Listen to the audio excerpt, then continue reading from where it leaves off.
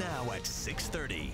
Right now at 6:30, a crime tracker alert for you. A woman wanted in Spokane County. Her name is Stephanie DeLuzio, and police say there are 6 warrants out for her arrest. She's a fugitive believed to be in the area right now. She has a federal agent hunting for her right now. Good morning. Thanks for waking up with us. I'm Kalai Chalk. And I'm Alex Rozier. She's been accused of several home break-ins, including one where police say she and her boyfriend planned to hit so big that they rented a U-Haul truck. We want to show you her picture again. Detectives say DeLuzio's even tried breaking into a family member's home.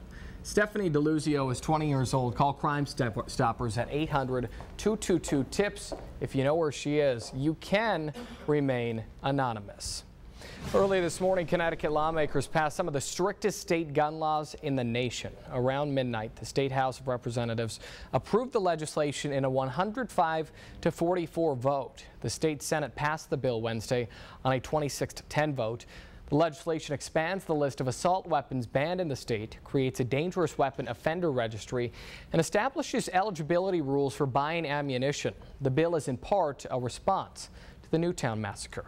This morning, Connecticut Governor Daniel Malloy is expected to sign the bill into law. Meantime, in Washington, legislators have pushed forward a new gun law, and one as well as ones that Republicans support, but Democrats say are too timid a response to the recent mass shooting attacks. This morning, Katie Steiner joins us to explain what legislators will be debating over the next couple of months. Katie, good morning.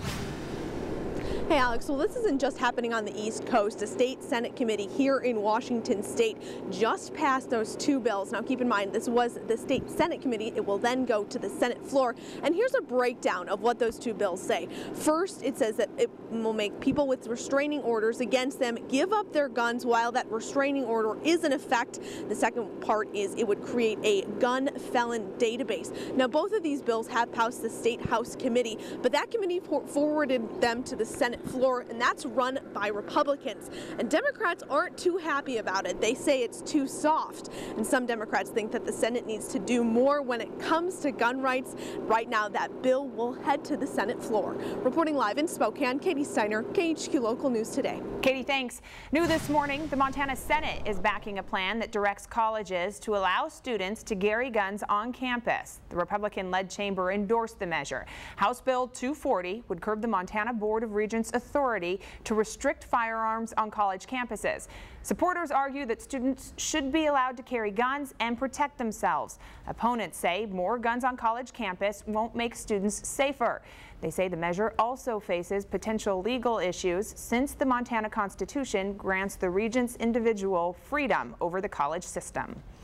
This morning, we're getting a bird's eye view of a chase involving sheriff's deputies that ended in a spectacular crash thanks to the county's helicopter Air 1. That's where we're getting this footage. Now, it began Saturday night in Spokane Valley when a sheriff's deputy was nearly hit head-on by a vehicle driving recklessly. The helicopter caught the car blowing through stop signs and traffic signals at speeds estimated at 100 miles an hour. Air 1 found the vehicle traveling on I-90. The car then lost control, went through a fence near the Thor Freya exit and down an embankment back onto the freeway, hitting another passing vehicle. 27-year-old Daniel Wessels faces multiple charges this morning. In more local news this morning, a 44-year-old man is heading to court today in Whitman County to learn if he'll face more charges in the death of 17-year-old Donovan Stapert. Police arrested Bobby Bilderback in Montana and extradited to Washington in connection with the death. 2 other people have been arrested as well in this case. Stapert was initially reported missing from Malden almost a month ago before investigators found his body just last week in Chattaroy. Investigators believe Stapert was given drugs and died of an overdose. We've recently learned that the death of a Spokane County inmate will be investigated as a homicide, and we're waiting to learn who may be charged in the death. 33-year-old Christopher Parker died of a methamphetamine overdose after he was shocked with a taser by sheriff's deputies. But the report also lists stress and diabetes as contributing factors to his passing. The medical examiner says this case is being ruled a homicide because Parker's stress was partly due to being restrained by deputies. Washington State Patrol is leading this investigation. New this morning out of central Washington, a barking dog alerted a Manson couple to a fire early Wednesday morning, allowing them to get out of the house safely. The fire destroyed the two-story home on the 1300 block of Washington Street in Manson. Officials say that the fire appears to have started near a wood stove in the home's daylight basement. The home is unstable, so fire crews can't go inside. The cause, therefore, is still under investigation. The home will have to be knocked down. The couple living in that house were renters. No injuries reported, though. To Idaho now, where transportation officials want to remind drivers that your studded tires need to be removed by May 1st, or you'll be met with a $67 fine. The use of studded tires is legal in Idaho from October all the way through April 30th each year. Driving on studded tires may cause excess wear on bare roadways. Now, Idaho has no recent cost estimate, but there are regional examples. In Oregon, studies have concluded that studded tires cause at least $40 million damage each year on city streets, county roads, and state highways. Washington State estimates that the cost is up to $20 million a year in wear and tear. So the goat that walked into a Montana bar last weekend, turns out it was stolen from a petting zoo. Steve Lubeck, general manager at Fairmont Hot Springs Resort, says staffers knew the goat was missing but didn't realize it had been stolen until they saw a story in the Montana Standard on Wednesday reporting that a goat had been brought into a Butte bar early on Easter Sunday. The pygmy goat, which workers at the Butte Animal Shelter named Shirley, was returned to the resort's petting zoo on Wednesday. Lubeck says he's never had an animal stolen from the petting zoo, which has goats and miniature horses. He says they'd like to know who took the animal so they can press charges. How about that, Dave? Oh, I don't know about that, Alec. I'll tell you what, I'm still thinking about a turtle hunt going on. Let's go ahead and take a look at outside around the area. Good morning to the good folks in Spirit Lake, Rathdrum, Hauser, Hayden Lake. We're looking at cloudy conditions, even though a gray start to the day with sunrise officially about 15 minutes ago. Your commute should be pretty much dry. Run down the Interstate 90 corridor out to the West Plains. Good morning, Fairchild Air Force Base, Deep Creek.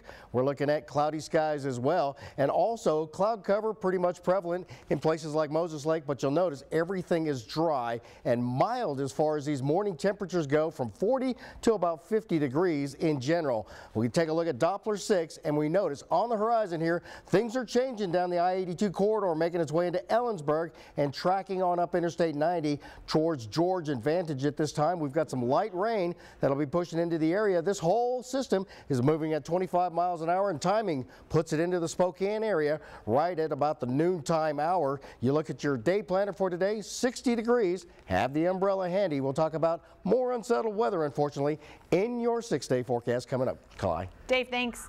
Boeing says it has finished more than half of the testing on its proposed battery fix for the 787, with the rest of the ground and flight tests coming in the next several days. A Boeing spokesman says that results have been in line with the early testing that Boeing did as it developed the fix. Ground testing is continuing at Boeing Labs in Seattle. Boeing says a flight to demonstrate the battery fix to the Federal Aviation Administration will happen very soon.